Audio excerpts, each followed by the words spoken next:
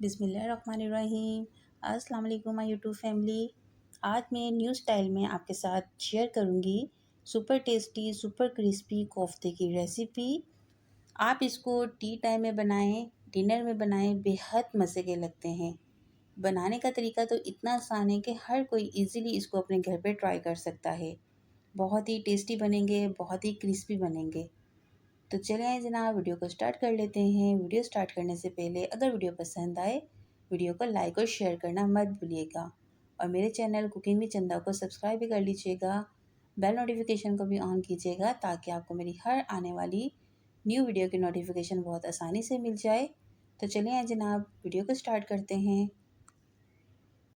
सबसे पहले तो हमें चाहिए होगा बाजरे का आटा 1.5 पाव। इसको मैंने अच्छे से साफ़ कर लिया है, छान लिया है।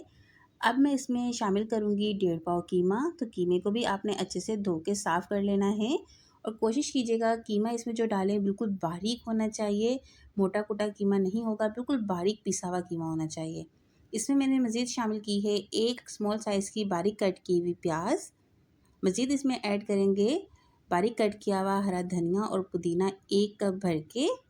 1 टीस्पून इसमें शामिल कर देंगे नमक। कुटी हुई लाल मिर्च ऐड करेंगे 2 टीस्पून। धनिया पाउडर ऐड करेंगे 1 table spoon. Chaat masala add करेंगे 1 टेबल स्पून भरकर।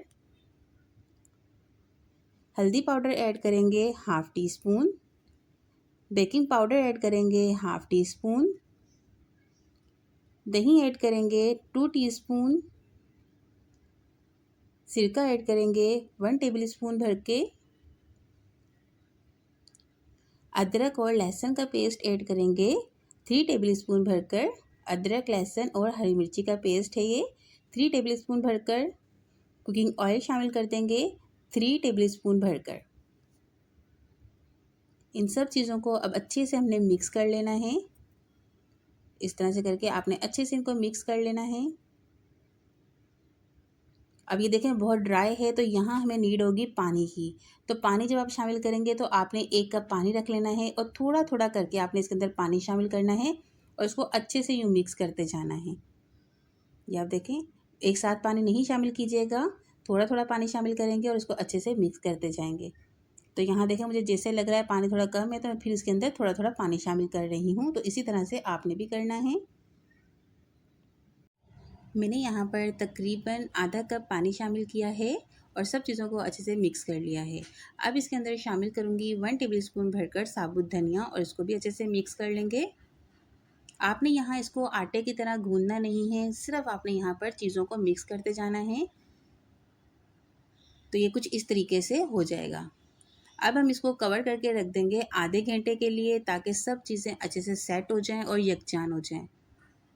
आधा घंटा हो चुका है, अब हम चेक कर लेते हैं। तो ये देखें माशाल्लाह से बहुत अच्छे से हमारा मिक्सचर सेट हो चुका है। अब आपने क्या करना है, हाथों के ऊपर थोड़ा सा ऑयल लगा लेंगे इस तरीके से और यहाँ पर हमने छोटे से बोल बनाना स्टार्ट कर देने हैं। ये आप अपनी मर्ज़ी से बना लीजिएगा, छोटे या बड़े बोल जिस तरह के भी आप बनाना चाहें आप यहाँ पर बना सकते हैं। तो ये देखें कुछ इस तरीके से आपने इनको शेप दे देनी है। अब इसी तरीके से हम दूसरा बनाएंगे। कोई सी भी आप शेप देख सकते हैं, चाहे तो आप बोल बना लीजिए, चाहे तो जैसे कबाब होते हैं आप उस शेप में इनको बना लीजिए। जो भी आप बनाना चाहें आप इनको बना लीजिएगा।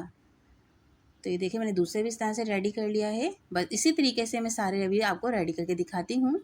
तो यहाँ मैंने देखें सारे तैयार कर लिए हैं। अब हम करेंगे इनको फ्राई करने के लिए ऑयल को मैंने पहले ही गर्म होने के लिए रख दिया था। ऑयल थोड़ा ज़्यादा ही गर्म होना चाहिए कि जैसे ही ये बॉल्स इसके अंदर डालें तो बबल्स बनना स्टार्ट हो रहे हैं, आप देख सकते हैं। इतना आपका ऑयल यहाँ पर गर्म होना चाहिए। अब ये सारे बॉल्स इसके अंदर डालेंगे और इनको आपने पहले मीडियम फ्लेम के ऊपर 2 मिनट तक अच्छे से फ्राई करना है। फिर फ्लेम को आपने लो कर देना है और 5 मिनट तक इनको ऐसे ही छोड़ देना है।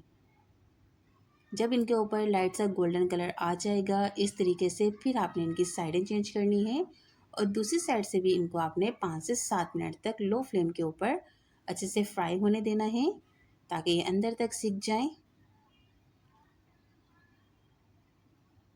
बस आपने यहाँ पर ख्याल ये रखना है कि आपने फ्लेम लो ही रखनी है, फिर आपने इनको फ्राई करना है। तो तकरीबन 10 मिनट लगेंगे और ये बहुत अच्छे से फ्राई हो जाएंगे। जब इनका कलर दोनों साइड से लाइट सा गोल्डन हो जाए और ये क्रिस्पी हो जाए, फिर आपने इस तरीके से ये निकाल लेने हैं। इसी तरीके से आपने दूसरे भी फ्राई कर लेने हैं। तो ये देखें जनाब, मैंने इस तरीके से सब फ्राई कर लिए हैं। बहुत ही ये मज़े के बनते हैं, बहुत ही टेस्टी बनते हैं, बहुत ही क्रिस्पी बनते हैं। जब आप इसको घर की बनी हुई इमली की चटनी के साथ खाएंगे ना, तो इसके टेस्ट को चार चांद तो लग ही जाएंगे। तो एक बार तो इसको ज़रूर घर पे ट्राई कीजिएगा, बहुत मज़े के भी बनते हैं। बहुत कम कीमे में, बहुत कम आटे के साथ आप ढेर सारे ये क्रिस्पी कोफ्ते बना के तैयार कर सकते हैं। अगर आपको मेरी ये वीडियो पसंद आई है तो वीडियो को लाइक और शेयर करना मत भूलिएगा और मुझे कमेंट्स करके भी ज़रूर बताइएगा। अब इंशाल्लाह मैं मिलूँगी नेक्स्ट वीडियो में, तब तक अपना ख्याल रखिएगा। अल्लाह हाफिज़।